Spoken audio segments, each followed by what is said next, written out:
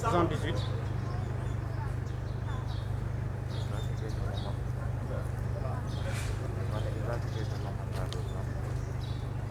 126 39 28 c'est-à-dire c'est bon. C'est bon mën naa dem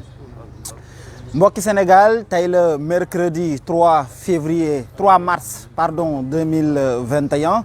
tey nag li nga xamante ne moo am Sénégal ñëpp xam nañ ko ki nga xamante ne moo di le président de PASTEF honorable député Ousmane Sonko dañ ko convoqué fële ca tribunal ci li ñu duppee affaire Ousmane Sonko Adji Sarr tey Ousmane Sonko war a wuyu ji ni ngeen ko gisee tey ñoo ngi fii ci buntu këram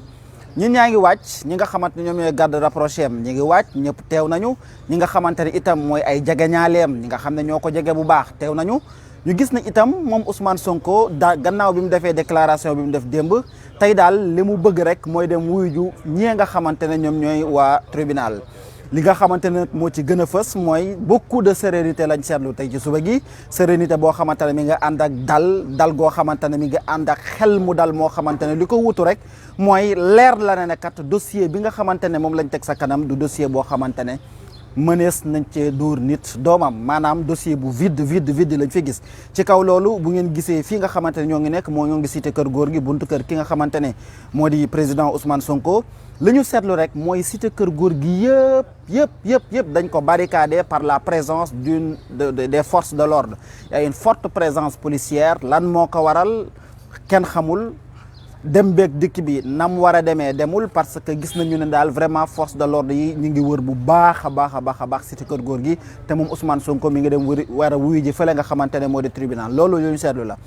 ñaareel bi nga xamante ne itam seetlu nañ ko ci suba gile mooy ndaw ñi ñoom ñëpp ku ci nekk mi ngi ànd ak dal fa mu nekk jàpp ne daal waa ji dinañ ko soutenir dinañ ko ànd ak moom xamal ko ne ñoom lii gis nañ li nekk ci dossier bi te xam nañ ne du dëgg du yoon jaay doole li googu xoqañal boobu duñu ko nangu loolu daal gis nañ ne ce matin mooy li nga xam ne moo am fii ci buntu kër Ousmane Sonko Sénégalais comme je l'ai dit tantôt aujourd'hui nous sommes le mercredi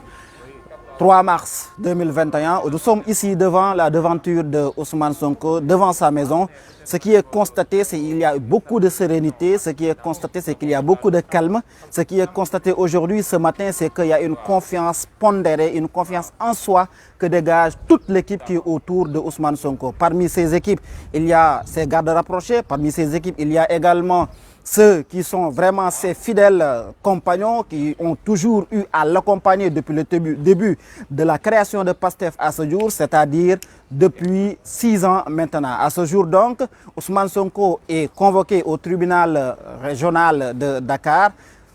sur ce qui est convenu d'appeler l'affaire Ousmane Sonko Adji Sarr. Mais nous savons nettement que d'après les PV, d'après les témoignages, d'après ce que nous avons pour le moment, ce dossier est fondamentalement vide. Il n'y a absolument rien à reprocher à M. Ousmane Sonko. Ceci a été reconnu et connu par les Sénégalais. Donc, à ce jour, nous pouvons dire que ce qui est jadis appelé comme un complot tout au début de l'affaire est aujourd'hui confirmé par les faits, confirmé par les témoins, mais également confirmé par la conscience populaire qui a accepté de lire et de faire des recherches dessus et qui s'en est rendu compte finalement que nous sommes devant une affaire qui ne vaut absolument rien. Mais puisque nous sommes en politique et qu'au Sénégal, nous avons constaté depuis 2012 à ce jour qu'aucun homme politique de grande envergure n'a pu échapper aux mailles de la justice à travers des complots, à travers au moins des dossiers qui en réalité n'ont aucune charge contre les victimes, mais malheureusement, celles-ci finissent par être emprisonnées et perdent en définitive leurs droits civiques. Ousmane Sonko l'a dit hier, les intentions de ses adversaires, c'est qu'ils ne fassent pas partie de l'élection présidentielle de 2024. Est-ce qu'ils ont peur? Pourquoi ne veulent-ils pas qu'ils ne participent pas à ces élections? Ces interrogations ont poussé à certains de se demander réellement pourquoi, vraiment pourquoi Ousmane Sonko est si convaincu qu'il va gagner même les élections de 2024. Parce qu'aujourd'hui, ce qui est constaté malheureusement, c'est que la peur est de l'autre camp. Donc, comme Sénégalais, nous avons dit, li nga xam ne moo gën a fës ci mbir mi daal mooy Ousmane Sonko moom depuis 2014 bi mu fi nekkee ak tey seetlu nañ mu am benn discours seetlu nañ mu am benn façon politique seetlu nañ moo xamante ne mi ngi symboliser benn espoir boo xamante ne ndaw ñi ñu ngi koy bàyyi xel bu baax a baax loolu bi mu amee ñëpp bàyyi ko xel loolu bi mu amee ñëpp di ko déglu loolu bi mu amee Sénégal ndaw ñi mag ñi ñëpp commencé koo bàyyi xel mu mel ni dafa tiital ñi nga xamante ne ñoon la war a jàkkaarlool boobu ba tey nag mayuñu ko jàmm dal nañ ci kawam attaqué nañ ko lu ne taqal nañ ko ba tey jii nag ñu koy jiiñ lu salté ni viol ci loo xamante ne taqeewu ci laalewu ci ndax li ko wane rek mooy dossier yi nga xamante ne gis nañ ko te journalistes yi def liggéey boo xamante ne am na solo lool fi mu ne nii comme ni ma ko waxee nag li ñu wër fii cité Keur Gorgui yëpp li ñu wër ay takk der la ñoo ngi taxaw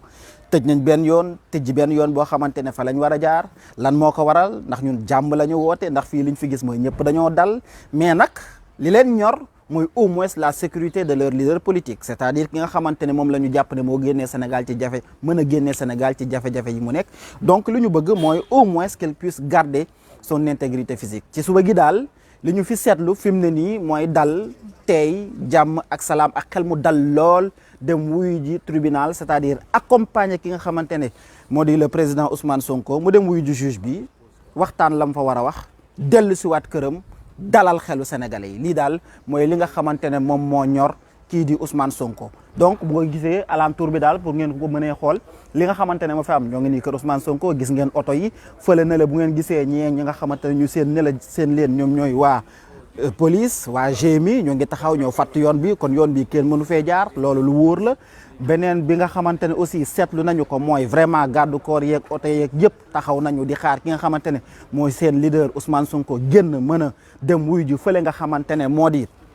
di tribunal lii daal bu ngeen seetloo mooy li nga xam ne moom lañ fi seetlu beneen côté bi muy wàll wii ngeen jàkkaar lool fii lañ ko tracé na fii la mën a jaar pour tënk wax ji li ngay mën njëkk a dégg mooy mayuñu ko moom en tant que citoyen bu am ay droit mu jaar yoon bi nga xamante ne fa la bëgg a jaar donc mooy premier problème bi nga xamante ne jànkonteel nañ ko donc yoon bii lañ na ko fii ngay jaar mu mel ni itinéraire bi mu bëgg a choisir moom pour jaar fa kenn mayu ko mu jaar fa moom ki nga xamante ne moo di président Ousmane Sonko waaye leneen li nga xam ne moo jiim ñëpp mooy kenn mënta egg tey fii nga xamante ne moo di cité Keur Gorgui parce que tout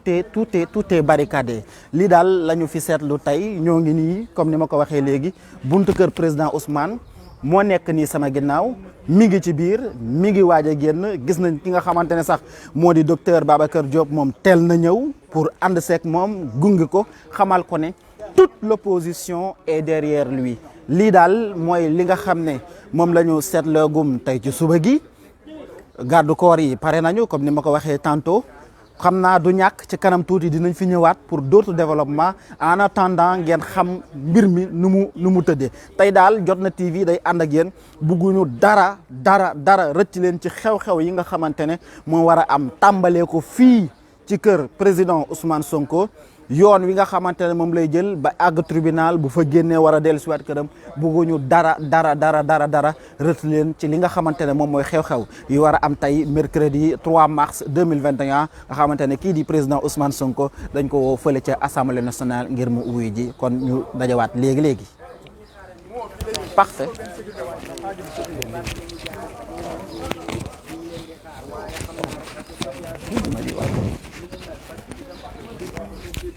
Attention.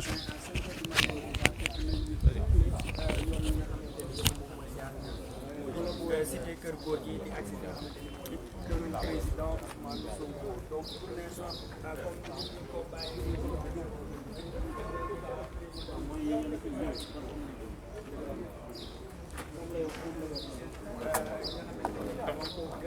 alors Dominique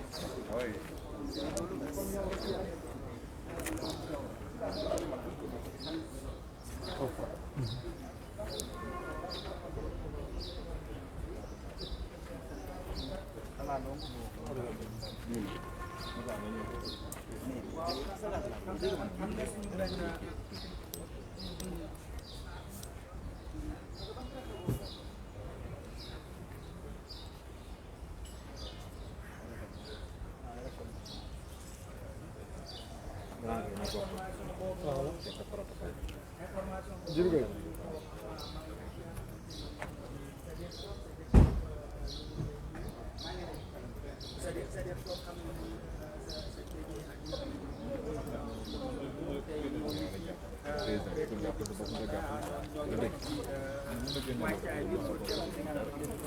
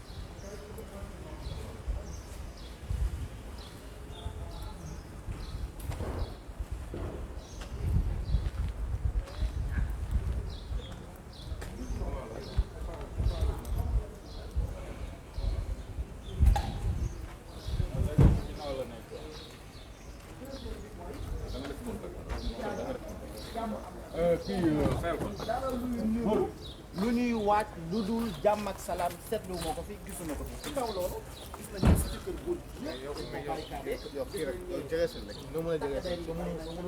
gis nañ ne yoon bi ak yëpp yoo xamante ne kenn mënu laa may nga boo ko bëggee ñëw di jaar bëggee jaar nañ la laaj yow fan nga jëm yooyu yëpp ñu gis ni c'est une atteinte aux libertés, atteinte aux droits, que l'on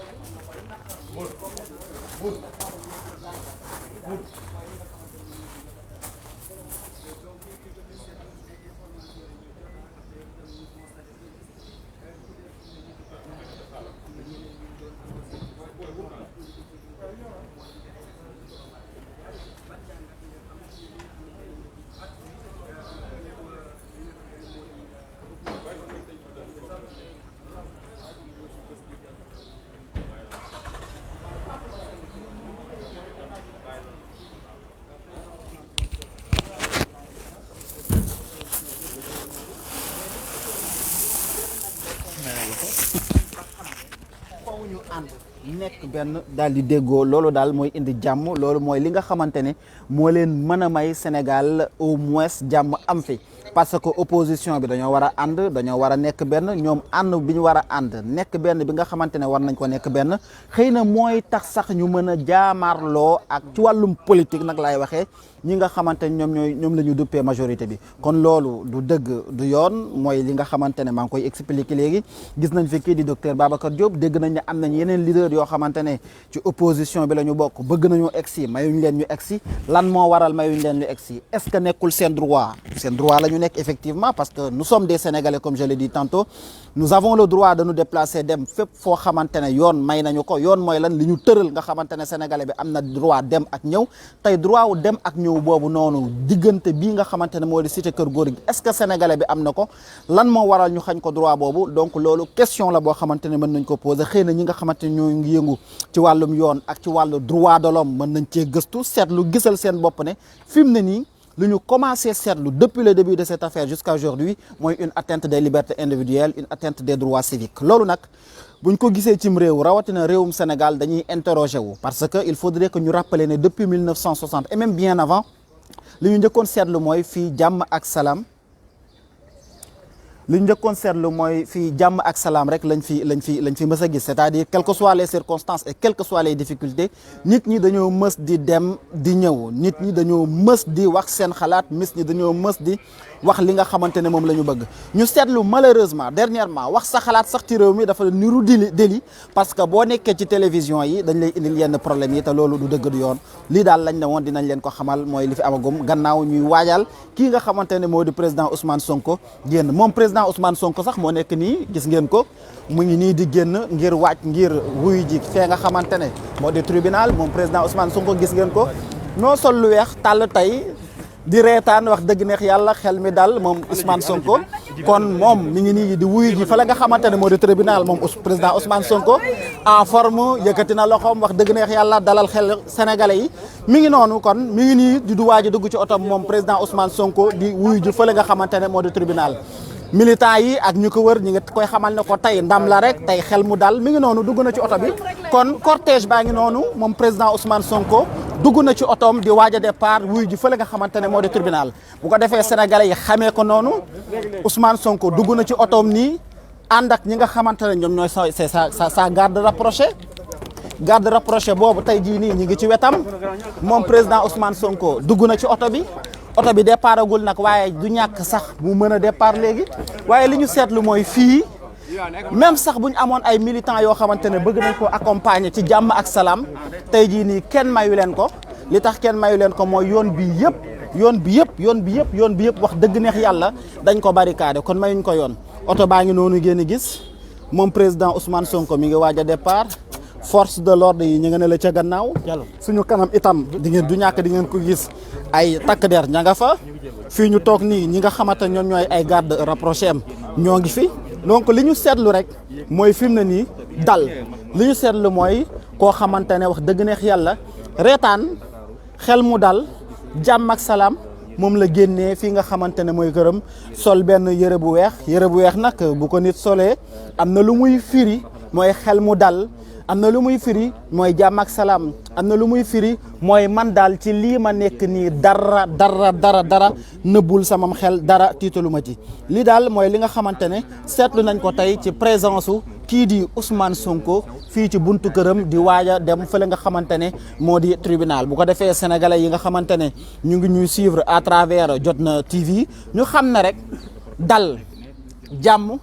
ak salaam dem wuy ji déglu juge bi ak ay avocat am wax la mu xalaat wax la mbir ma demee parce que encore faudrait-il le rappeler ce dossier est fondamentalement vide par les PV vide par les témoignages vide aussi par l'évolution de l'affaire donc ci wàllu woowu boo ko ci xoolee bu baax a baax li ngay njëkk a gis rek mooy fi mu ne nii daal xel mu dal la sénégalais yi am te xel mu dal moomu sax moo waral jeunes yi ndaw ñi ñëpp daal di ne rek ñoom duñu nangu yenn yi am ci réew mi parce que loolu teguwul ci dëgg loolu teguwul ci yoon lii daal mooy li nga xamante ne mën nañ koo waxagum en attendant ñu bàyyi leen ngeen vivre en instantané tuuti ci départ bi nga xamante ne mi ngi waaj a am seen diggante ak Ousmane Sonko.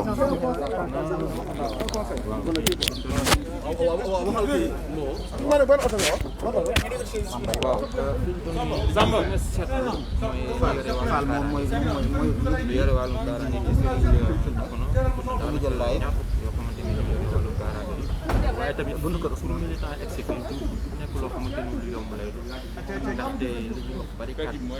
di seen xeetu bañ yooyu ñuy teg. bon defe naa est-ce que parce que defe naa dañuy jëlee signal bi teg waaye dañ ko yokk bi la yoon ndaxte pour nga expliquer jafe-jafe dëgg la bu loolu weesoo aussi pour Ousmane Sonko. waaw dañ koy jëlee jot na parce que jot na lañ defee laaj mën a aw ndaxte si gauche am benn angle la bu ndaw boo xamante ni dafa am ñaari auto police yoo xamante ni ñu ngi ko benn bi xam nga ne beneen bi seen oto yi couleur yooyu la tamit am ay alkaati yoo xamante ni di ay policier da nga fa taxaw ci li woo xamante ni takku la waaye tamit ñu ngi ne daal ñoom it taxaw di seetaan waaye daal jàppal xaral laajal ñëpp ñoom daal aksi moo nekk nii organisé jam bi ak ay protocole bi jamono ji comme ni ma leen ko waxee sànq ci biir wotoom moom Ousmane Sonko di waaj a départ suy départ waaye fii daal bu gis xamante ni moom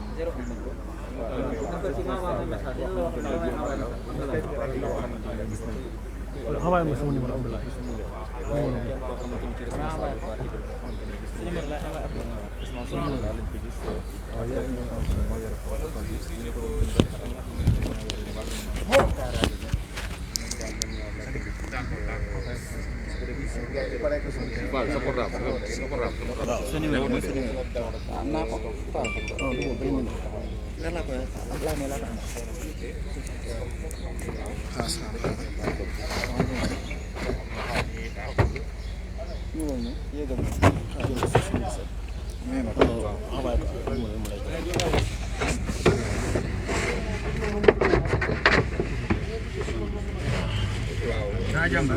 ban organe rajo Sénégal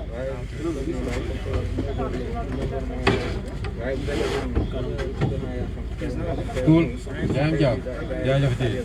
jaajëf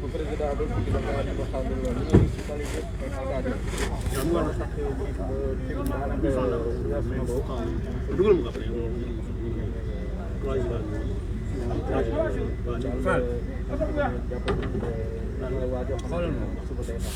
joxal sa minuteur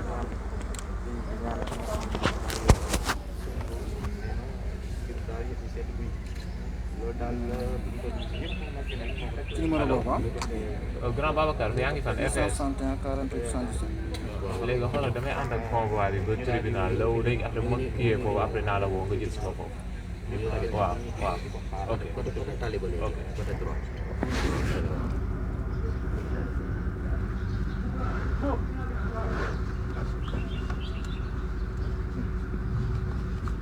waaw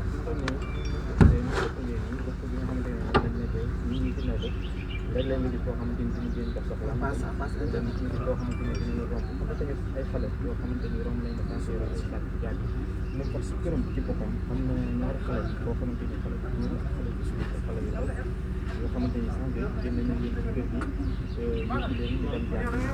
jàng tamit gisaat naa ko ñu taxaat mu ñëwaat ak dellusiwaat ci kër gi waaye xale yi daal ba ñu génnee ni leen doon liggéeyantee ba tam-tamal moom jàpp nañ ne ci njaboot gi la ñu war a bokk loolu daal lañ fi demee ñi nga xam te ni ñu ngi dox seen yitte am ko war koo mën a dox tamit suñ toll nii tey ku génn nga koo dox ndaxte amul lenn loo xamante ni nga di baare la bu weesoo xanaa police yi ñi nga xamante ni moom xam naa ne ñoom ba fenn ñi la ñuy bañ ak yooyu ñoom daal ñoom ñoo fi ne ak doom ñu mel waaye daal ñi nga xamante ni nar nga woon exhibi ci parce que nar nga woon exhibi ah bon def groupe moom daa dajal police sànq ñu ñëwee mu dimbali la nga ex dugg bu ruqul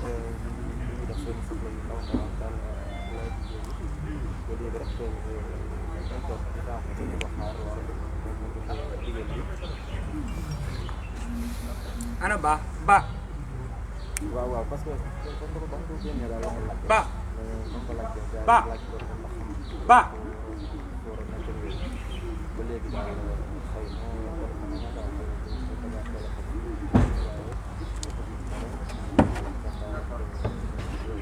mais yow demoo dañoo bëggaat zoom bi de doo jox sa def wala kenn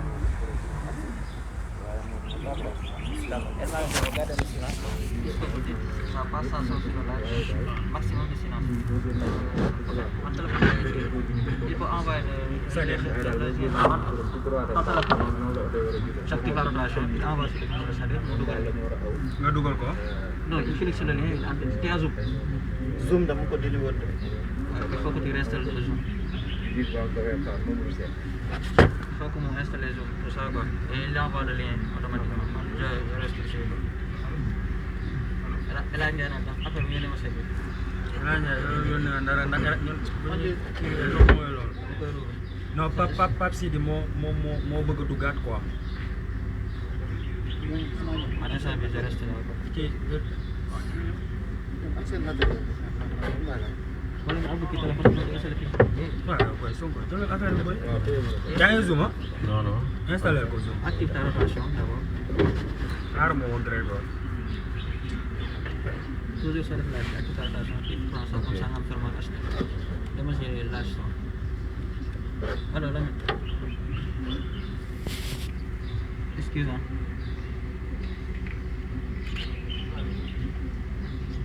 Oui, j'ai donné des conseils par rapport à ça. Alors.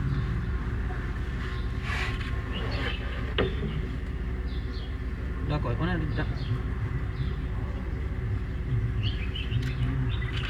d'accord.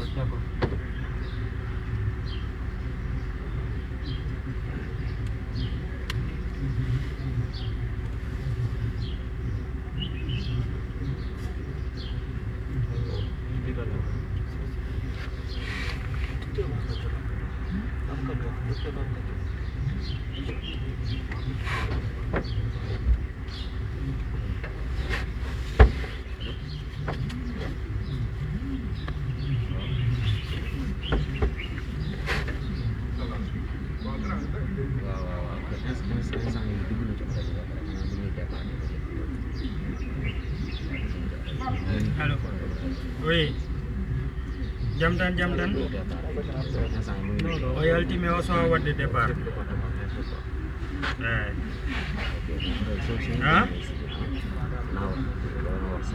non non non non man mën a boowal mën boo ay yaa ni photo mat non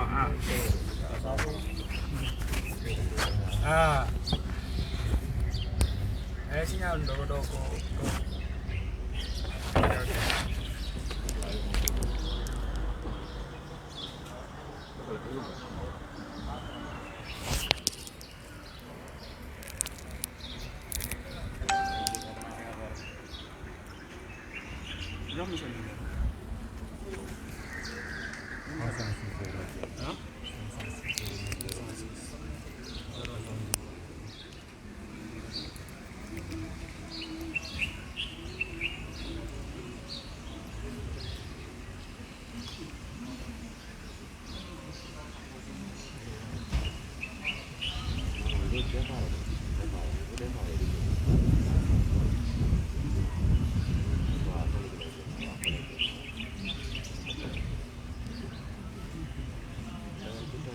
allo Grégoire allo Astou xoolal waaw non non en fait kooku moom du dem quoi ci ñu doon defee kii bi zoom bi moom du dem léegi j'ai envoyé Grégoire un autre numéro moom mooy topp cortège bi quoi waaw nee ko maa ngi koy woo ci numéro waaw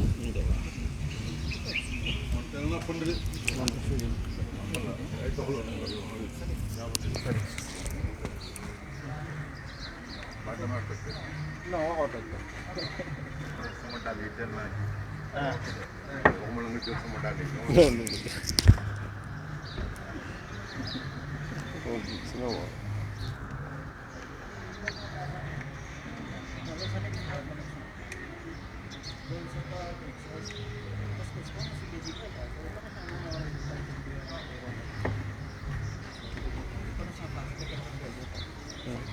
allo oui waaw baa ma dugg baa ma woo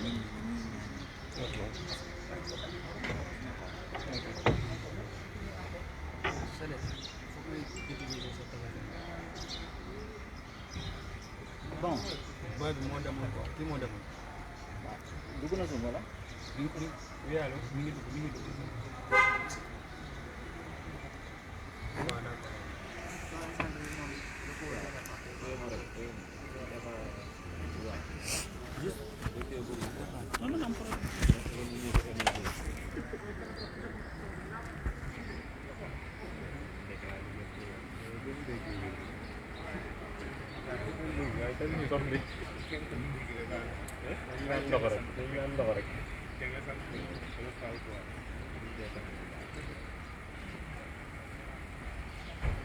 waaw d'accord mais mu ngi ci biir oto bi génn na ci kër gi quoi génn na ci kër gi mu ngi ci biir oto bi waaw xam naa d'un instant à l'autre rek cortège bi dina quitté waaw ban côté côté canal bi je pense foofu lay jaaree de waaw c'est bon zoom bien c'est bon c'est-à-dire il faut ouvrir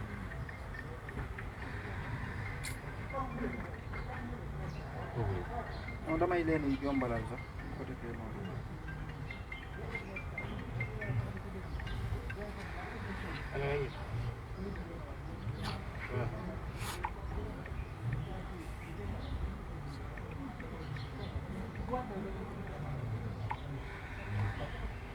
Oui, j'ai diminué le son sur le téléphone. Je pense que là, c'est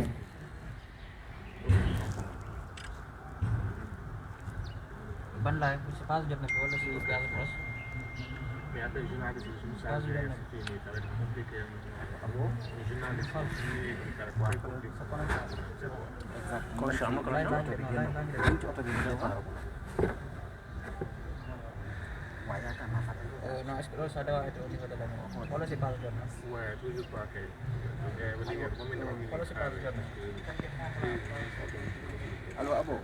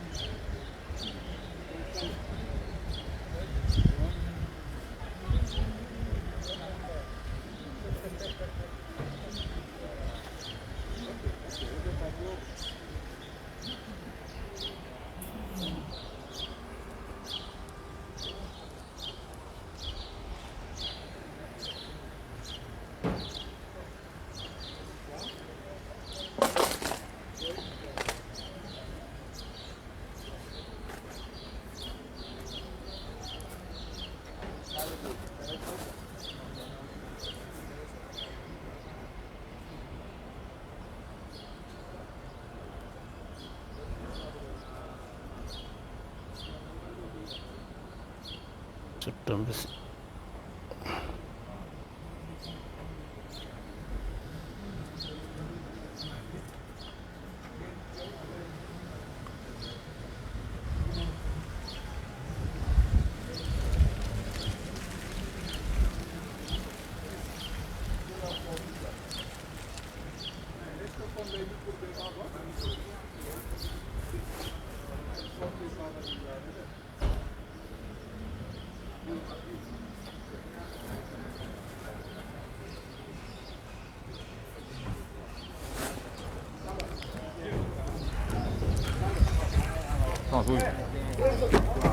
Telepon tadi Papa.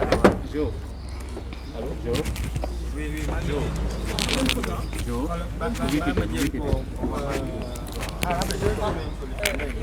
mbokk yi comme ni ngeen ko gisee rek mu mel ni ne kii nga xamante ne moo di président Ousmane Sonko mi ngi waaj a départ oto baa ngi noonu oto baa ngi ko topp moom président Ousmane Sonko ñi nga xamante ne itam ñoom ñooy ay garde corps am ay jegeñaaleem aussi ñu ngi ci cortège bi oto baa ngi nii di départ jëm fële nga xamante ne moo di tribunal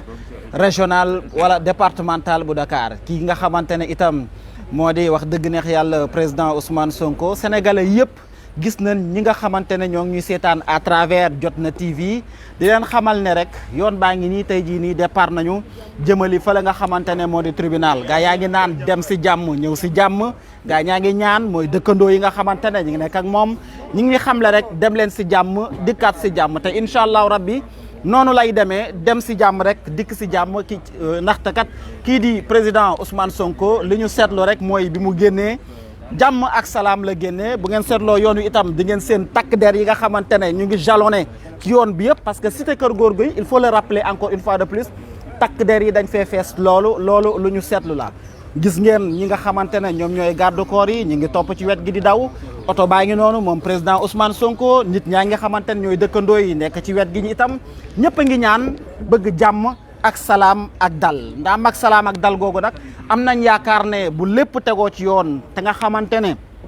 sénégalais yi moom la ñu bëgg am nañ yaakaar ne ko mënees na koo am ci wax dëgg neex yàlla jàmm ak salaam ñëw nañ ci angle bi nga xamante ne fi lañ war a génnee dafa mel ni dañu ñoo tëye parce que ñii nga xamante ne ñoom ñooy takk der yi dañoo fatt benn yoon bi donc yoon yi nga xamante ne bëgg nañ faa jaar sax dafa mel ni daal du demee ak suñu sago dafa mel ni yoon wi nga xamante ne moom lañ tracé ñun fa lañ bëgg ñun ñu jaar mais dafa mel ni yoon wi nga xamante ne ñun fa lañ bëgg a jaar dafa mel ni jaarale wuñ ñu fa parce que zone côté bii nga gis mooy côté gauche bi dafa mel ni dañ ko tëj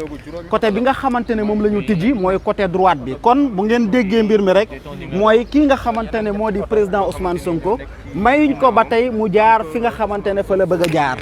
gis ngeen takk der yi gis ngeen leen ñoom ñoo ngi communiquer di discuter dafa mel ni daal di wane ne mi ngi romb mi ngi jaar yoon sangam wala jaarul yoon sangam lii est-ce que moo méngoo ak li nga xamante ne moom mooy droit individuel lii est-ce que moo méngoo ak li nga xamante ne moom mooy droit civique lii est-ce que moom moo méngoo ak li nga xamante ne mooy droit naturel doomu aadama mën a jaar fi mu bëgg te jàmm ak salaam bu dee inculpé wuñ ko ci dara lii la ñu seetlu ci yoon bi yoon wuñ ñu tracel daal lañ ñu bëgg a imposer waaye nag alhamdulilah rabil alamin sénégalais yi ci yoon wi ñu ci bëri ñoo ngi jàkkaarloo ñoom ñoo ngi ñuy tàllal loxo di ñaanal ki nga xamante ne moo di président Ousmane Sonko ngir mu dem ak jàmm dikk ak jàmm. Nous rappelons encore une fois de plus puisque c'est important nit yaa xayti xanaa bu ñu la woowee ngay wuyu ji ak koo mënti doon ngay citoyen war ngaa mën a jaar yoon wi nga bëgg waaye dafa mel ni président Ousmane Sonko kenn mayu ko loolu ndaxte yoon wii nga xamante ne moom la ñuy jaar encore une fois de plus c'est la voie tracée c'est l'itinéraire imposé par les forces de l'ordre et quand on parle de forces de l'ordre cela voudrait dire tout simplement que dañ leen a jox ay ordre et que ordre yooyu moom mooy déterminer yoon wi nga xamante ne moom la ñu bëgg président Ousmane Sonko jaar oto bi sax taxaw na parce que tout simplement am na yeneen yi nga xamante ne ñoo ngi koy defaat muy toujours des réglages cortège baa ngi noonu presse baa ngi nii nit ñi ñu ngi bëgg a xam lan moo xew journalistes yi kenn mayu leen woon accès déjà ñi ngi soog a am accès réew moo xamante ne kenn mënu la am information bi nga bëgg alors que la presse a toujours la liberté d'avoir accès à la bonne information presse bi kenn mayu leen woon ñu egg fe la nga xamante ne moo di kër Ousmane Sonko tey bi ñu génnee bay waaj a egg rond-point cité kër góor gi waa presse bii ci la ñu soog a am droit ñoom mën a jël li nga xamante ne moo di ay image ay photo ay information kon daal bu ngeen gisee li nga xamante ne mooy li fi xew président Ousmane Sonko li mu bëgg moom wax dëgg neex yàlla kenn may ko te li mu bëgg jàmm ak salaam la waaye kenn may ko kon ni ngeen ko gisee nii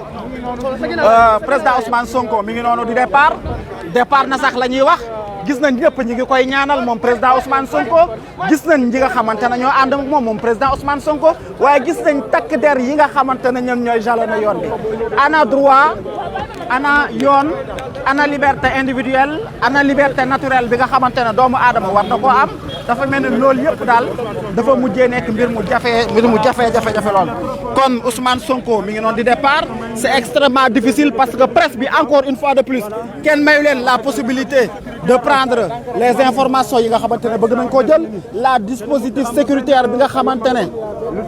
moom moo war a ànd ak nit ñi ñoom sax fi mu ne nii ñu ngi commencé am ay jafe-jafe presse bi moom waxaalewu ma jafe-jafe yi nga xamante ne ñu ngi ko commencé am donc pour tënk wax ji kii nga xamante ne moo di chef de l'opposition kii nga xamante ne moo di président Ousmane Sonko tey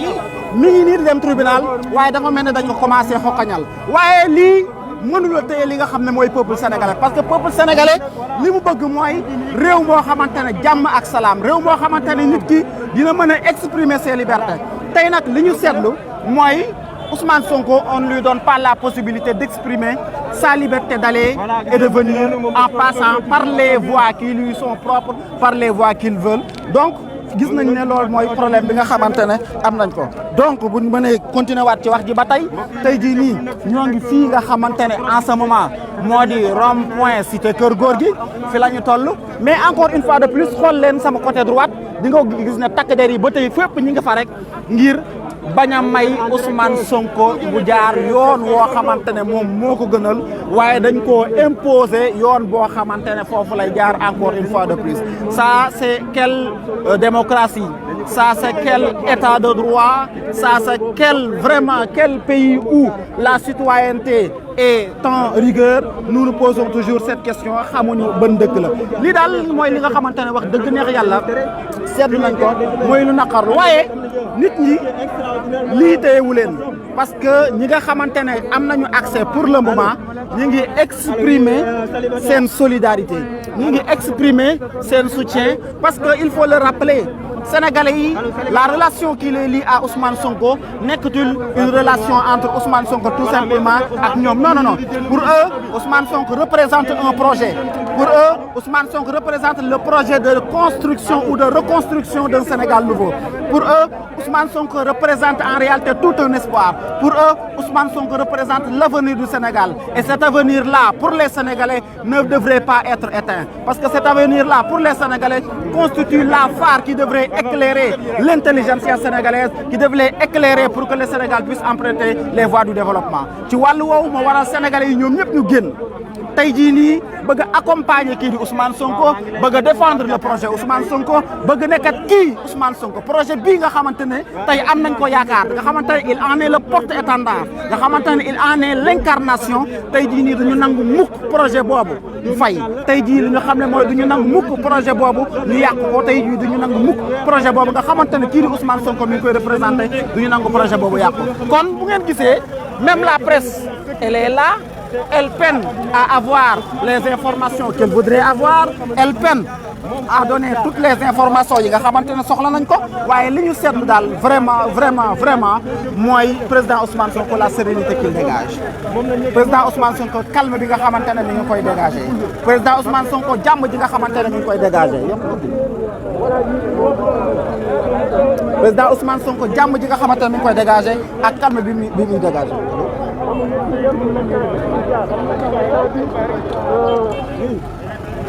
bruit yi ngeen gis nag dara waralu ko wala yi ngeen di dégg pardon dara waralu ko lu dul fi mu ne nii dañoo taxaw ñoo ngi taxawee fii nga xamante ne moo di rond-point cité Kër Gorgui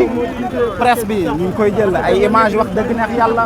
sérénité bi nga xamante ne président Ousmane Sonko mi ngi koy dégager gis nañ ñi nga xamante ne ñoom ñooy takk der yi ñoom itam saa su ne rek ñu jalonné yoon wi wër ko boo dee ironiser sax da nga naan xanaa Ousmane Sonko dafa nekk président te falaguñu ko ndaxte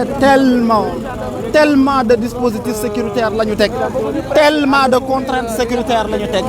tellement de contraintes sécuritaires la ñu teg empêcher même aux citoyens d'exprimer leur soutien empêcher même aux citoyens d'exprimer leur solidarité empêcher même aux citoyens d'aller accompagner le président Ousmane Sonko au tribunal départemental de Dakar loolu nag mooy loo xamante ne c'est le Sénégal de 2021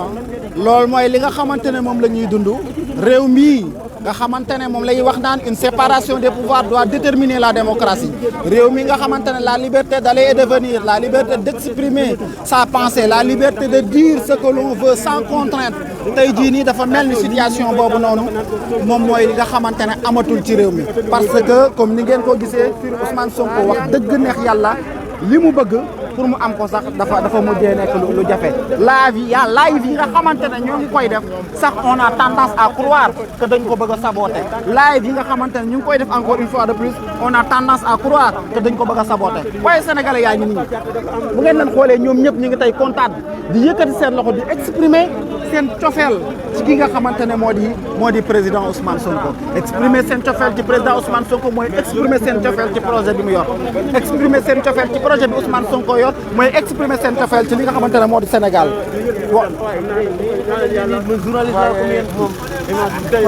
fan lay taxaw kon man donc loolu vraiment mooy mbir moo xamante ne c'est extrêmement complexe auto journaliste bi nga xamante ne moom la journaliste bëgg a yéeg mooy bi nga xamante ne ñun moom la ñu affrété auto bi sax journaliste yëpp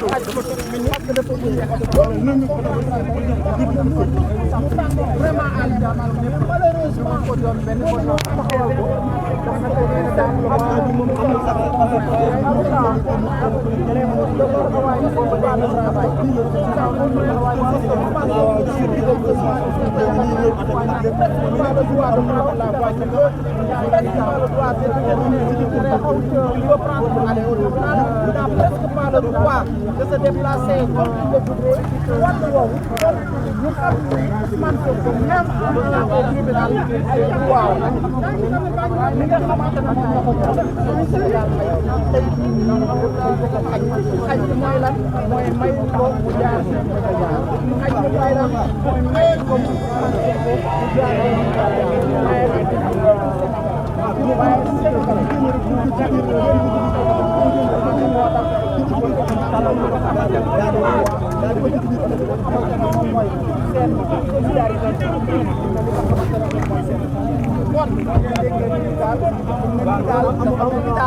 Sénégal tey Sénégalais wan na ne xar kanam boo xamante ne mooy wane Sans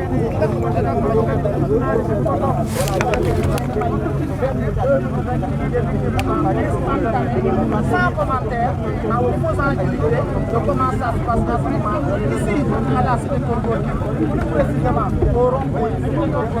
moom président Ousmane Sonko war a wuyu ko nga xamante ne mooy waaye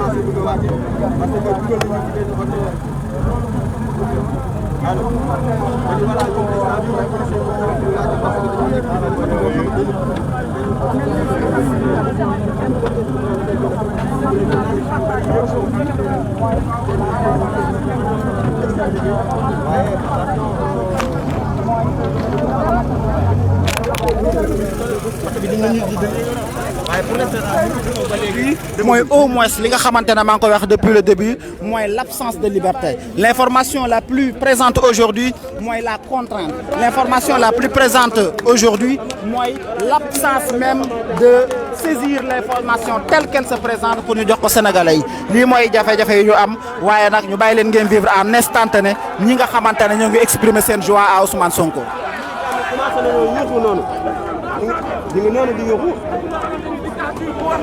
dafa war a changé mu ñëw a nekk boo xamante ne loolu Sénégal indi benn système boo xamante ni c'est différent ak bi fi nekk ku ne di xeex ku ne ñu xool di ko faagaagal di ko jiiñ affaire de meurtre loolu c'est injuste mënuma concevoir benn justice dafa war a indépendant mais bu dépendant ni ay corruption li dafay war a jeex te incha allah dafay jeex parce que lii dañuy jaral ñun jeunes yi ñun suñ bakkan mu des fi mu rot fi moo gën ak système bi fi nekk di continuer ñun nangootuñ loolu. mais tey bi ngeen xëyee nan ngeen gisee seen leader bi. suñ leader dañoo kontaan. dañoo kontaan parce que gis naa benn volonté si moom ak benn motivation. boo xamante ni incha allah bu demee day gagné procès bu fekkee sàcc ñu parce que fii xam nañ li fi nekk Sénégal la système bi fi nekk mooy système corrompu moo fi nekk. est-ce que di ngeen nangu tey jii nii procès bi jaar foo xam ne du yoon tey est-ce que ngeen ko nangu. duñ ko nangu bu jaree suñu bakkan dañ ko fi bàyyi duñ ko nangu de duñ ko nangu parce que d'après toutes les informations rek yi gis nañ ni affaire yi ay complot la c'est des comploteurs ñoo mën a jëbi kon donc loolu duñ ko nangu bu jaree suñu bakkan dañ ko fi bàyyi. merci jërëjëf mbokk yi ngeen ko allo. Je vous laisse vivre en instantané le déplacement de Ousmane Sonko jëm fële nga xamante ne moo di palais de justice waaye Ousmane Sonko ay ñoñam waaye Ousmane Sonko ay militant wam ay sympathisant wam tey ñi ngi ñëw di ko accompagner moom président Ousmane Sonko bu mu dem muy ji fële nga xamante ne moo di palais de justice. Inutile de rappeler que tout ceci n'est que complot. Inutile de rappeler que tout ceci n'est que torpillage des droits humains. Inutile de rappeler que tout ceci est une absence de liberté. Inutile de rappeler que le gouvernement du Sénégal de 2021 est un gouvernement qui tend vers la dictature et qui s'éloigne autant qu'il se peut, de la démocratie. gaa ñaa ngay ñaan dégg ngeen la ñuy ñaanal Ousmane Sonko ñu bàyyi leen ngeen dund ko en direct.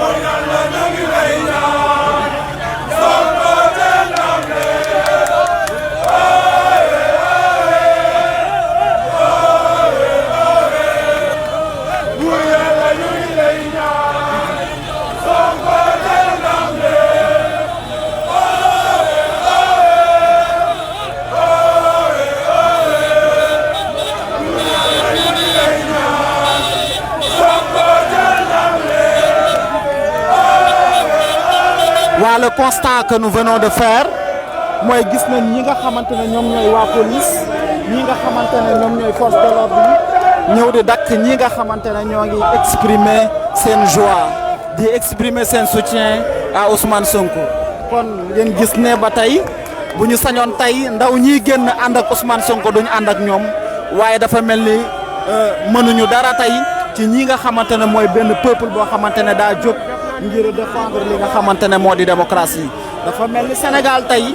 ñaari Sénégal la Sénégal boo xamante ne day exprimer sa dictature Sénégal boo xamante ne dafay bafouer des états de droit Sénégal boo xamante ne dafa yor pouvoir di ko jaay doole nit ñi ak Sénégal beneen boo xamante ne c'est le peuple sénégalais lui-même ak Sénégal boo xamante ne ce sont les Sénégalais eux-mêmes Sénégalais yooyu nag ils ont encore soif de démocratie Sénégalais yooyu nag ils sont encore dans l'espoir que le Sénégal sortira de ses abîmes ils sont encore dans l'espoir que Sénégal dina mucc ci jafe-jafe yi nga xamante ne mi ngi koy dund te lan moo ko ciy muccal lan moo leen di génne ci jafe-jafe yooyu pour Sénégalais yi lenn rek moo leen ko mën a defal mooy projet PASTEF. kan mooy projet PASTEF qui en est l'incarnation mooy le président Ousmane Sonko tey président Ousmane Sonko moomu nag ngir bañ tey jii nii li nga xamante ne yàgg na koo théoriser muy il faudrait que l'on change de système il faudrait que le Sénégal soit autonome il faudrait que l'économie du Sénégal puisse se déclencher il faudrait que l'économie du Sénégal puisse décoller kooku nag mooy Ousmane Sonko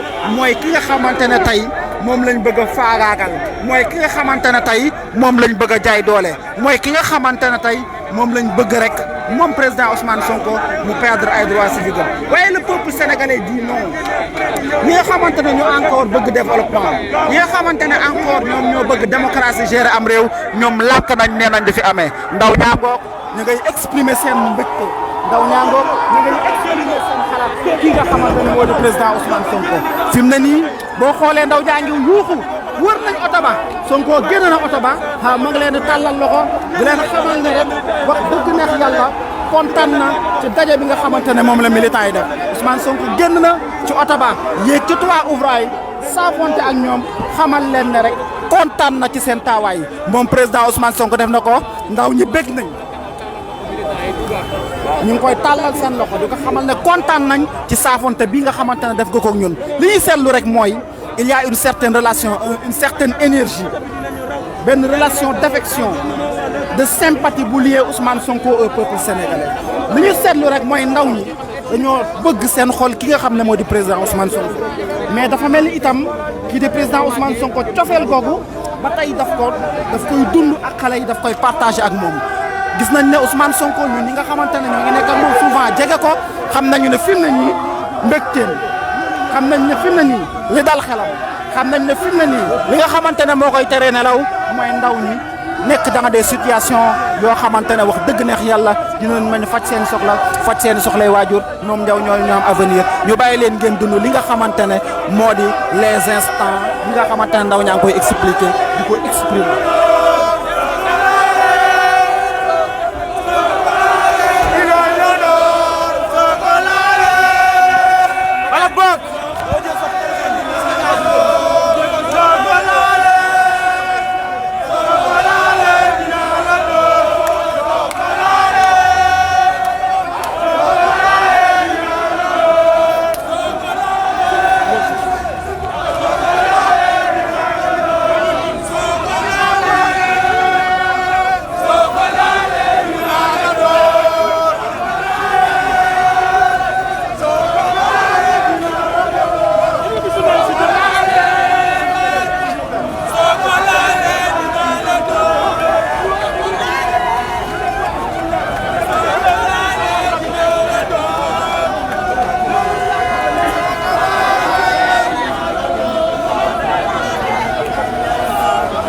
sëñ bi yow naka nga tudd. man maa ngi tudd Abdoulaye. waaw Abdoulaye tey gis nañ la fi mu ne nii yaa ngi ñëw ànd ak ki nga xamante ne moo di président Ousmane Sonko mu war a wuyu ji lan moo waral tey sa taxawaay. waaw di wane sunu mbégte rek di wane sunu mbégte ndax lii def ñu metti billaay wallaay taalaay Sonko day jàng maa du daanu ndawal sunu borom kenn mënu koo fànq yàlla rek moo fi ne. nag moom waaw ndaw ñaa ngi wane ba tey rek seen mbégte gis ngeen ni ñaa ngi gën di bari ñun ñaa ngi gën di génn ñun ñaa ngi gën di bari di gën di génn ki nga xamante ne moo di président Ousmane Sonko daal dafa mel ni Sénégal nee nañ réew la boo xamante ne ay jeunes ñoo ko dëkkee Sénégal nee nañ réew la moo xamante ne ay ndaw ñoo ko dëkkee waaye président Ousmane Sonko tey ndaw ñee ngi ko topp président Ousmane Sonko tey jigéen ñee ngi ko topp te nit bu dee ay ndaw ñoo la topp bu dee ay jigéen ñoo la topp yow am yaakaar am na ci yow te yaakaar googu mooy espoir yaakaar googu mooy lampe bi nga xamante ne Ousmane Sonko bi nga koy symboliser waaw loo wax yow. ma ne nëbbëb yàlla jomb na ab jaam di ko xam nëbbëb sunu borom jomb na ab jaam di ko xam yàlla moo fi ne. billaahi walaahi taala. ok jërëjëf. ma nga noonu kon gis ngeen ko. Sonko. waa ñoo ko gisandoo daal dafa mel ni daal léegi nag problème bi am mooy takk der yi ñu ngi baare yoon bi waaw léegi ñu jël suñu yaay ji rek yaay booy loo wax. ma ne Sonko bu soobee yàlla yeneen tamit Sonko ndam rek lay am bu ko neexee ku ne ñu faagaagal la bu ko neexee jàmmam ñu faagaagal ko waaw jàmm lay am.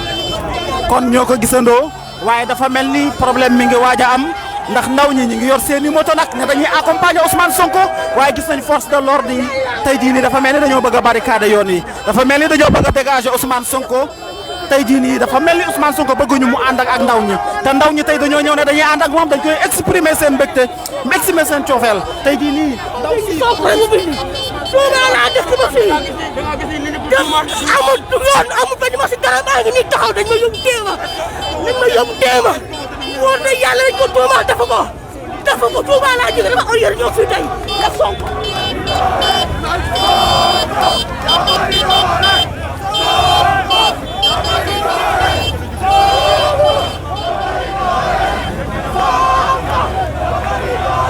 waaw ku gis wax dëgg neex yàlla ndaw soosu li mu wax ku gis jeunes yi seen expression xam ne Sonko mii Ousmane Sonko mii tey ñu bëgg a takkal yàlla ànd na ak moom te ku suñ borom ku mu àndal kenn mënu laa xoxañal ndax suñ borom rek moo am nguur ñi fi nekk tey di jaay doole di jaay nguur amuñu nguur luy niroog nguur lañ yor waaye buur dëgg nguur dëgg suñ borom moo ko amee te moo koy jox ka ko neex tey nag gis ngeen. gaa yi taxaw nañ fii nga xamante ne mooy rond point Sonatel orange mi ngi nii suñu kanam mooy rond point orange taxawee ci VDN bi oto bi taxaw na ñëpp génn nañ waaye dafa mel ni barrière dafa am te barrière boobu li mu wane mooy dafa mel ni force de l'ordre yi dañoo bëgg a disperser foule bi dafa mel ni force de l'ordre yi bëgguñu ndaw ñi continuer liggéey ànd ak Ousmane Sonko mu wuyu ji tribunal lii retard bu am nag ñu xam ne Ousmane Sonko naa ne point responsable. Le responsable lui-même peut-être s'appellerait celui qui est à la tête de l'État du Sénégal parce que kii di Ousmane Sonko dafa nekk ci yoon ndaw ñi ànd ak moom muy wuji waaye gendarmerie ak police tëj nañ yoon yi fi mu ne nii taxaw nañu ndaw ñaa ngi koy exprimer seen mbégte ñu wan leen.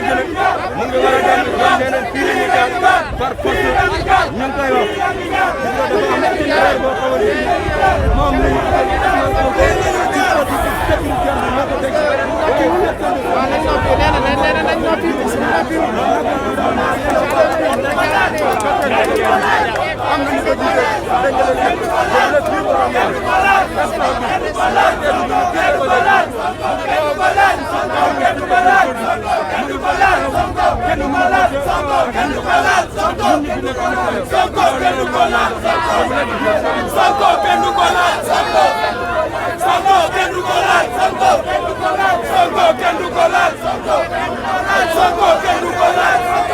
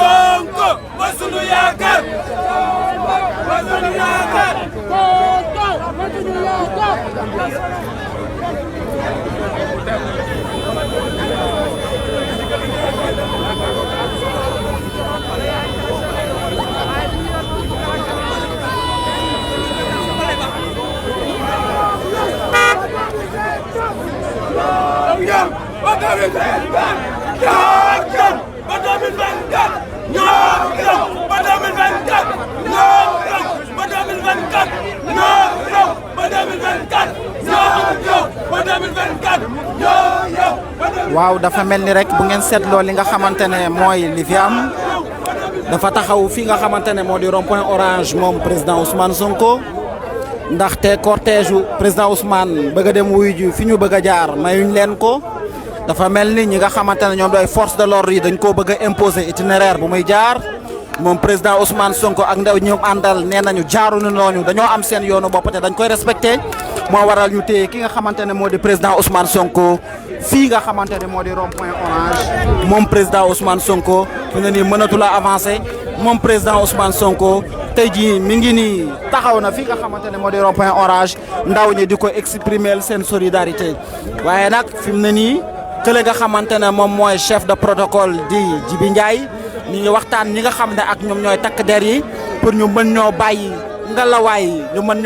ngalawaay ñu jaar yoon wi nga xamante ne moom lañ bëgg a jaar ndax loolu li nga xamante ne moo di liberté président Ousmane Sonko la ndax loolu li nga xamante ne mooy choix wu président Ousmane Sonko la te liberté boobee du choix boobee li ko may moo di constitution wu Sénégal constitution wu Sénégal nag mooy nday charte réew mi constitution Sénégal moo sut lépp loo xamante ne mooy institution constitution Sénégal moom mooy déterminer Sénégal naka lay demee constitution wu Sénégal moom mooy déterminer li nga xam ne moom mooy liggéey force de l'ordre constitution wu Sénégal moom moo may ki nga xamante ne moo di président Ousmane Sonko tey jii nii ñu woo ko mu ne day wuy ji waay bu ko neexoon mu dox bu ko neexoon mu jël li nga xamante ne moo di hélicoptère bu ko neexoon mu jël li nga xamante ne moom moo di oto mu choisir jël otoom ànd ak ndaw ñi di raam ndànk ngir wuy ji waaye nag fi ñuy bañ ñu jaar mooy buntu université foofu la ñuy bañ président Ousmane Sonko jaar fa te yoon woowu kat moo ne tribunal la jëm yoon woowu kat moo ne Médina la jëm waaye dañ koo bëgg a imposer yoon wu muy jaar moom président Ousmane Sonko nee na nanguwul loolu moom président Ousmane Sonko nee na loolu du ko def moom président Ousmane Sonko daal mi ngi nii ci rond-point Orange war a jëm avenue Cheikh Anta Diop bi nga xamante ne moo war a jaar buntu université Cheikh Anta Diop waaye dafa mel ni dañ ko koo bëgg a xañ dafa mel ni dañoo bañ mu jaar fa lu waral ñu bañ mu jaar fa waaye ngalla waaye xam nañ ne université ndaw ñaa fa ne te xam nañ ne cofeel bi am ci diggante président Ousmane Sonko ak ndaw ñi nga xamante ne ñoo nekk ca daara ju kawe joojee di université Cheikh Anta Diop lii daal la ñuy bañ moo waral tey ñu taxaw fii ci rond-point orange bii bëgg mu dugg Mermoz jël ci corniche bi loolu lañ ko bëgg a imposer moom nag nanguwu ko moom président Ousmane Sonko moom taxaw na fii nga xamante ne moo di rond-point bi nga xamante ne mooy rond-point orange léegi ngeen ni seen ne mooy avenue Cheikh Anta Diop mooy tableau bi nga xamante ne moom mooy jëmale fële nga xamante ne moo di université Cheikh Anta Diop université Cheikh Anta Diop ñan ñoo fa nekk xanaa ndaw ñi nga xamante ne ñoo bëgg Ousmane Sonko université Cheikh Anta Diop ñan ñoo fa nekk muy étudiants yi nga xamante ne xam nañ lan mooy avenir xam nañ lan mooy projet xam nañ lan mooy am ëllëgu réew ndax ñoo ngi koy jàng ñoom ñoo ñee dañoo jël seen xol jël seen cofeel jël seen yaakaar daan ne dañuy ànd ak président Ousmane Sonko moom nag tey jii nii li nga xamante ne mooy instruction yu ñu imposé Sénégalais yi imposé ko Ousmane Sonko en bafouant ses droits mooy bu mu jaar buntu université loolu moom ci fan la tegu te buntu université yoon la bu jëm tribunal waaye bu dee nit ki moom jógeegul sax këram wala boog ba mu jógee këram bëgg a dem dañ koo bëgg a xañ yoon wi mu bëgg a jaar moom président Ousmane Sonko déjà ses droits sont bafoués déjà sa liberté de choisir les voies sont bafouées tey jii nii ngir bëgg jàmm ak salaam il vient d'obtempérer il vient d'accepter est-ce que sax acceptation la est-ce que nekkul ne daa amatul choix parce que gis nañ ne kat réew mi jaay doole moo fi am fi mu bëgg a jaar fexe nañ ba ne du fa jaar fi mu bëgg a jaar fexe nañ ba ne du fi jaar waaye Ousmane Sonko jël na yoonu Mermoz mi ngi jël Mermoz ngir wuy ji fële nga xamante moo di tribunal waaye ba tey li ñu seetlu rek mooy ndaw ñi ñu ngi xam leen dañu ànd ak président Ousmane Sonko gis ngeen ce bain de foule là ñu joxoon leen un franc ce bain de foule là kenn joxu leen t-shirt ce bain de foule là kenn joxu leen xaalis ce bain de foule là kenn corrompre leen mais seen cofeel ak seen yaakaar moo guidé seen détermination ak seen volonté tey ñu ne kat ñoom ñu ngi ànd ak ki nga xam ne moo di président Ousmane Sonko kon ñoo ngi dem jël yoonu Mermoz suñu itinéraire changé nañu ko imposé nañu itinéraire waaye ndaxte kat ndaw ñi moom nee nañu Ousmane Sonko fu mu mën a nekk dinañ ànd ak moom te dinañ ko accompagner lii daal seetlu nañu ko ñu bàyyi leen ngeen dund ambiance bi.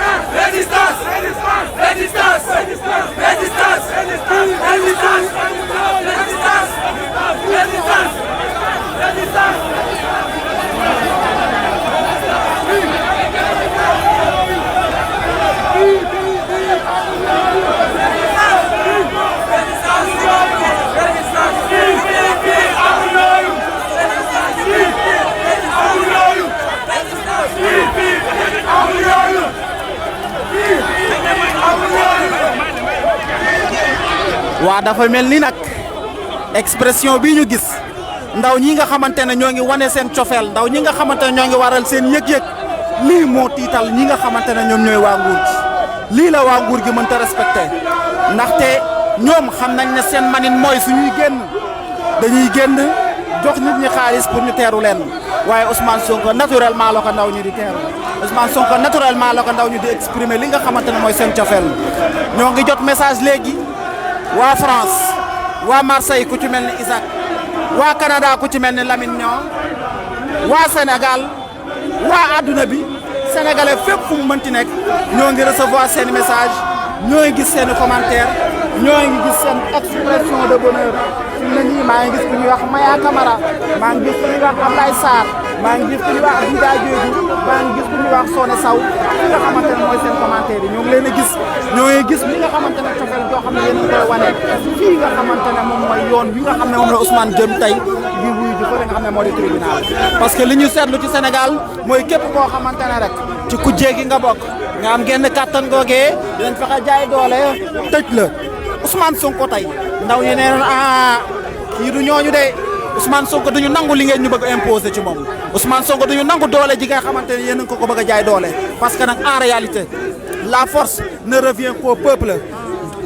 force reste à la loi dit-on c'est le peuple qui symbolise la loi et ce peuple-là qui symbolise la loi ce peuple-là qui incarne la loi ce peuple-là qui donne à la loi la force qu'il lui faut c'est ce peuple-là qui aujourd'hui dit niet c'est ce peuple-là qui aujourd'hui dit non.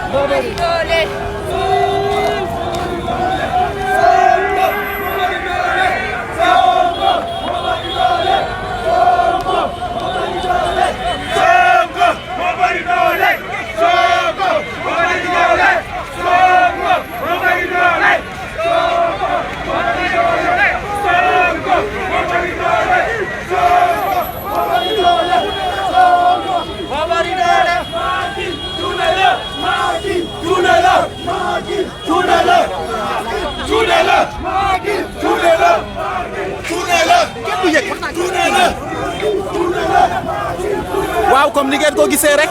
ñoo ngi nii topp ci oto bi ànd ak ki nga xamante ne moo di président Ousmane Sonko xanaa rek ñuy seetaan xool xar kanamu ki nga xam ne moo di président Ousmane Sonko mi ngi nii ci oto bi malheureusement kenn mënu la gis bu baax a baax waaye daal li ñu mën a seetlu mooy jàmm ak salaam rek mooy nga moom Ousmane Sonko di incarné ndaw ñaa ngi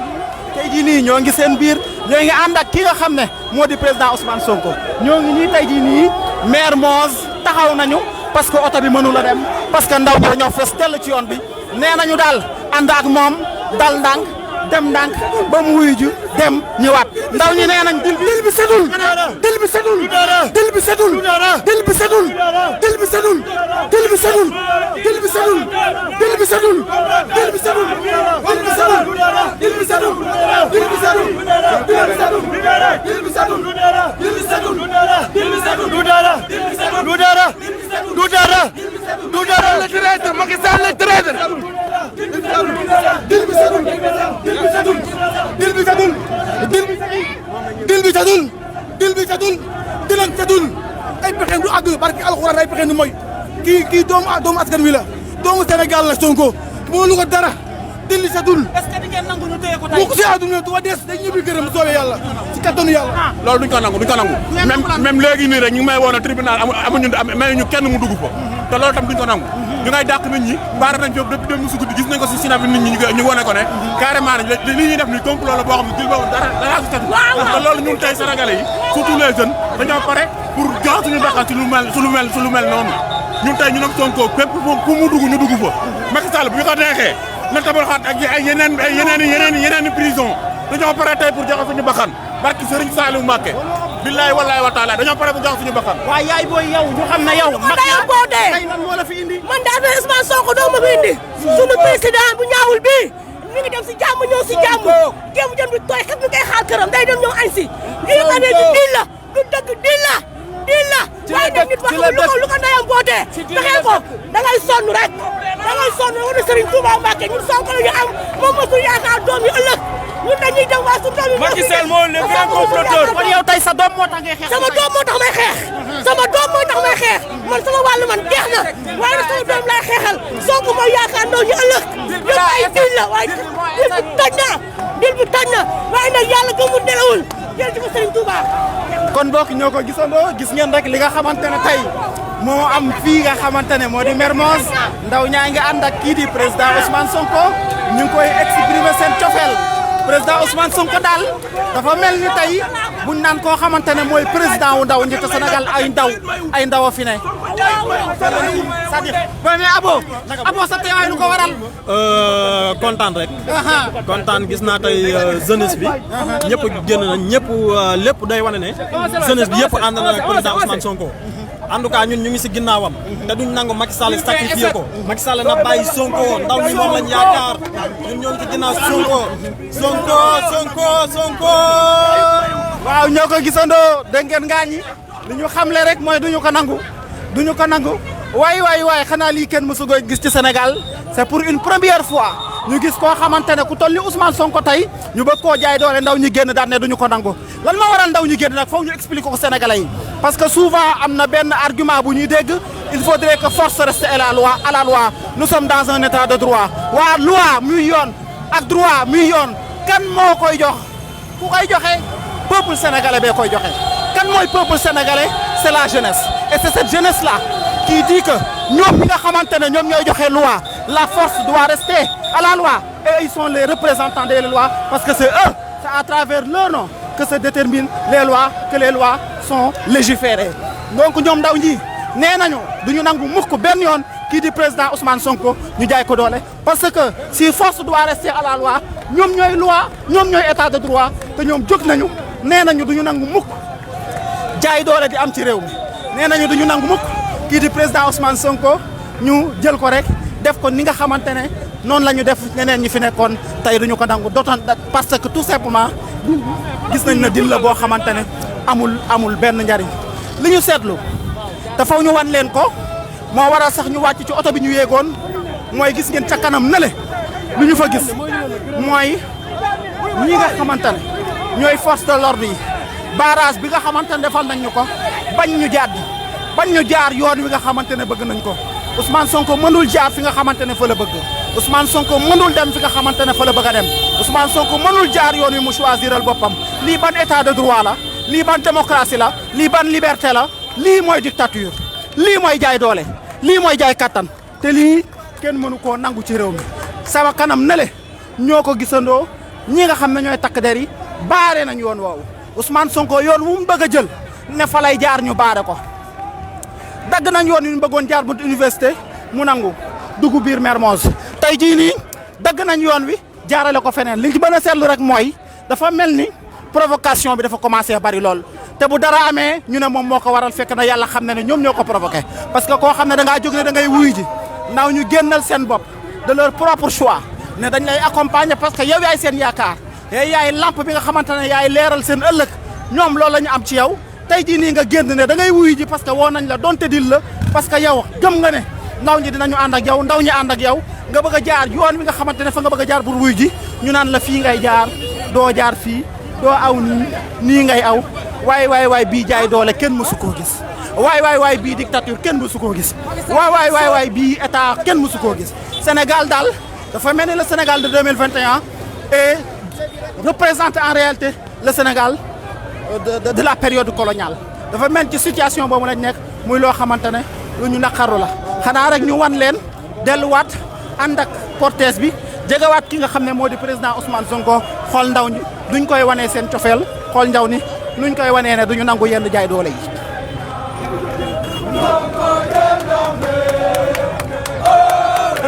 fii ñaari place yi c'est réservé.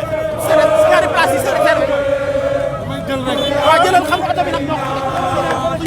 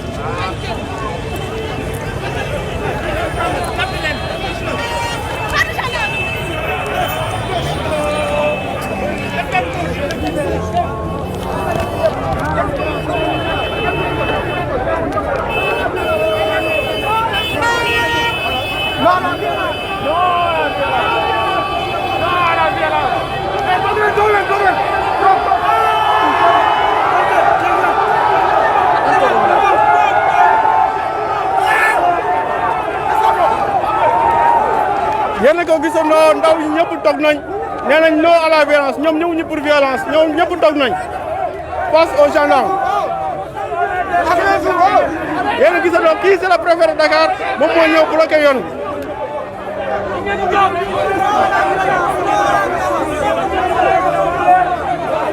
ndaw yëpp toog nañ ndaw yi toog nañ nee nañ duñ fi jóge non à la violence.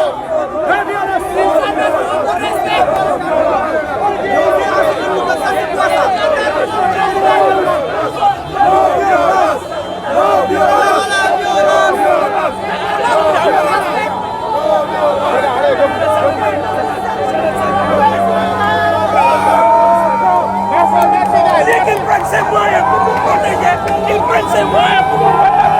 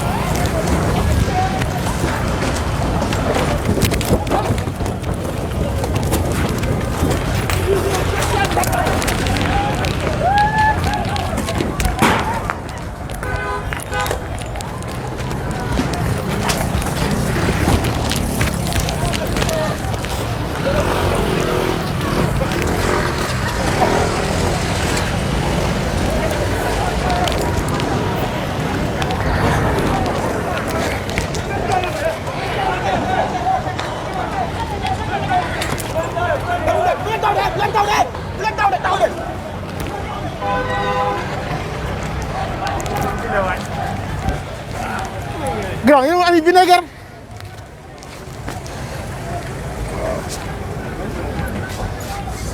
force de l'ordre yi gis ngeen sànni nañ lacrymogène tas nañ fii def nañ fi ay blessé yéen a ko gisandoo sinon en paix la force de l'ordre tas manifestation bi yéen a ko gisandoo voici les images force de l'ordre yi sànni nañ ay lacrymogène ci kaw cortège président Ousmane Sonko le cortège du président Ousmane Sonko est attaqué le cortège est attaqué le cortège du président est attaqué yéen a ko déggandoo le cortège du président est attaqué.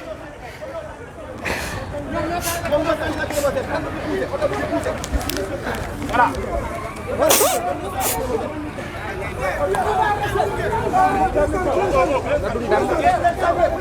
Grand, gis nañ vinaigre yu bëri.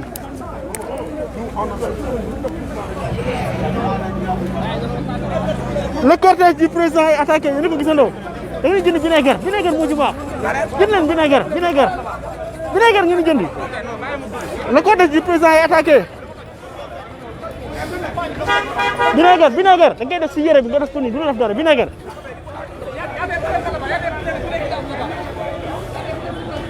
yéen a ko gisandoo le cortège du président est attaqué par la gendarmerie a attaqué le cortège du président Ousmane Sonko.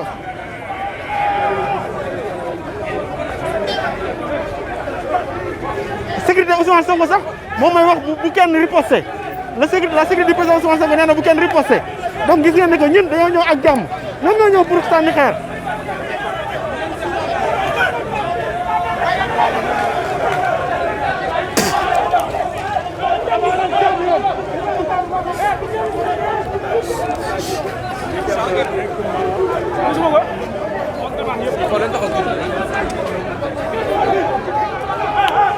vinaigre ngeen jënd vinaigre moo si baax mais bu la nga def seen bët seen bakkan mbokk yi yéen a gisandoo le cortège du président Ousmane Sonko a été attaqué par la gendarmerie alors que cortège c'est un cortège pacifique defuñu benn résistance mbokk yi yéen a ko gisandoo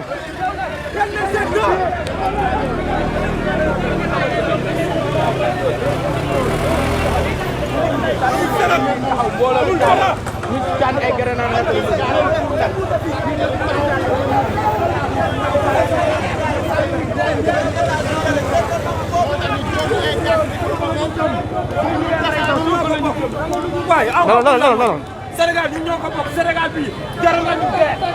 kay leen mbokk yi kon yéen a ko teewandoo en direct live and direct cortège président Ousmane Sonko dafa ñëw pacifiquement pour jàll gendarmerie bloqué yoon bi jeunes yi taxaw toog si suuf gendarmerie dóor ay lacrymogène te y a même des blessés si foule bi kon yéen a gisoon ne que c'est la gendarmerie qui a attaqué le cortège du président Ousmane Sonko c'est une honte gisoon leen ko en face jeunes yaa ngi ni ñëwaat nañ pour wane seen détermination amuñu lenn lu ñu ragal les jeunes sont revenus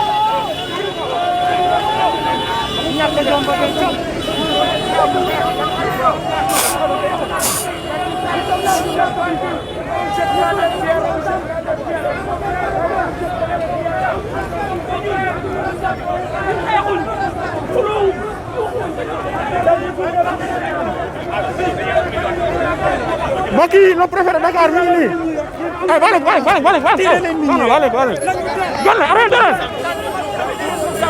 ay gën leen bàyyi leen ko gën leen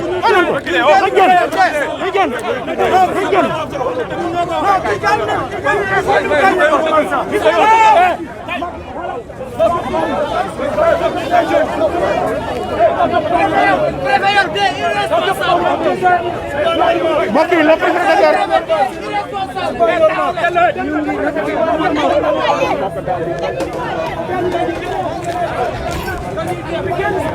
le préfet de Dakar gis ngeen ko ñëw na ànd ak le chef de protocole du président Ousmane Sonko pour ñu dem wax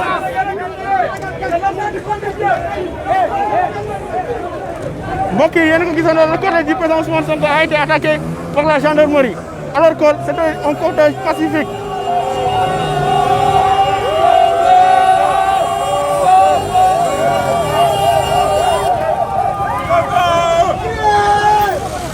gars yi ñu jël ay vinaigre ñu tralé ko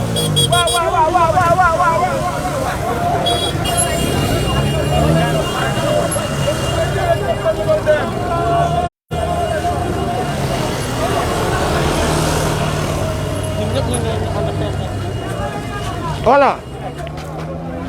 lii la gars yi war a jënd en masse.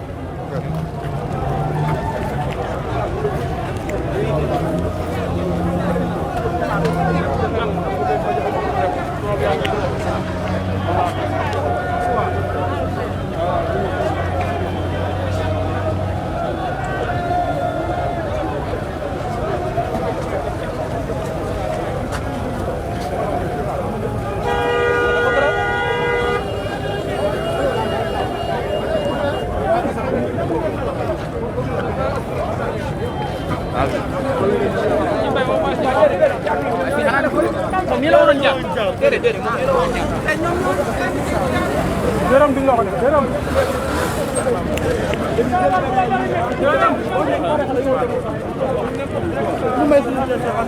wala ñu romb noonu en fait bu ñu taalee dama dem bu fële après mu retourné ñëwaat waaw ñi ñuy seetaan rek bu ko defee ngeen xam ne dañ ñoo dóor ay lacrymogène gisasuñu xàmmeetuñu woon kenn en ce moment ñoo ngi dund ay violence yoo xamante ne kenn xamul lu mu doon yoo ko gisandoo loolu moo waral man ak sama ki nga xamante ne moo di sama caméraman bi di jël live bi ñu réeroo woon waaye ñoo ngi nii jàkkaarloo ak ñi nga xamante ne ñooy takk der yi ndaw ñi ñu ngi nii jàkkaarloo ak ñoom takk der yi bëgg ñoo imposer yoon wu ñuy jaar mais ndaw ñi nee nañu loolu ñoom duñu ko nangu ndaw ñi nee nañ ñoom loolu duñu ko nangu ndaw ñi nee nañ ñoom loolu duñu ko nangu fi mu ne nii dañ ñoo bëgg a imposer fu ñuy jaar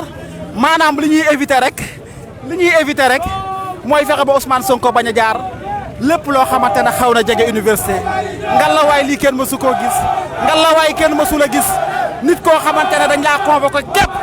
ñu ne la nii ngay jaar ñu ne la looloo fa jaar jaay la doole sànni la lacrymogène gaañ say ñoñ tey lii la Ousmane Sonko di subir tey lii mooy li nga xamante ne moom la Ousmane Sonko di subir ñoo ko gisandoo police mi ngi door ay lacrymogène police mi ngi gaañ ndaw ñi police mi ngi leen di jaay doole lii yëpp nag sous le magistère de Macky Sall lii yëpp nag ci pouvoiru Macky Sall lii yëpp ci pouvoiru Macky Sall ma d'ailleurs ana organisation internationale yi ana organisation yi nga xamante ne ñoo ngi wax ci wàllum ana organisation internationale yi ana organisation yi nga xamante ne ñoo ngi wax ci wàllu droits humains ana loo tey jii nii seetlu nañ ko ñoo ngi sànni ay lacrymogène may laajte rek ana organisation yi nga xamante ne tey jii nii ñoom ñooy wax ci wàllu droits humains ana organisation yi nga xamante ne tey jii nii li leen ñor nee nañ yéeyaay mooy nit ñi am jàmm tey li ñu seetlu mooy fii jàmm amu fi te jàmm gi li ñu ko xañ mooy Ousmane Sonko mu bëgg a dem wuy ji képp ñu koy jaay doole jàmm gi li ñu ko xañ mooy Ousmane Sonko tey jii nii gis ngeen lacrymogène yi nga xamante ne ñu ngi ñu koy dóor wax dëgg neex yàlla lii doy na waar trop te mooy li fi am moo tax may laajte rek ana organisation yi nga xam ne solo lii sur la Turquie bi vinaigre yéen a ko gisee ne la gendarmerie état ñoom mbooloo bi dafa pacifique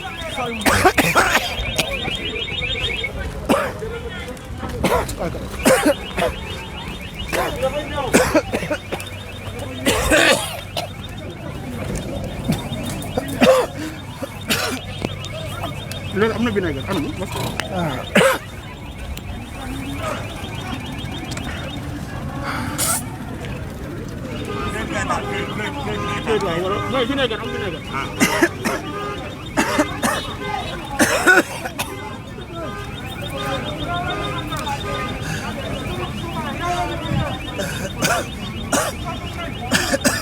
am di ko ngi nii ki ma am di ko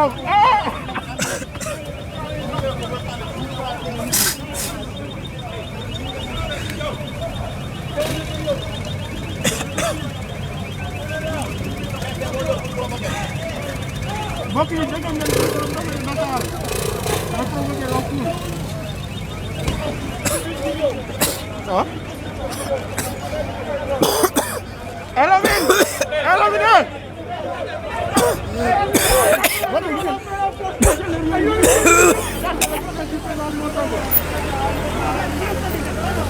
gendarmerie mi ngi avancé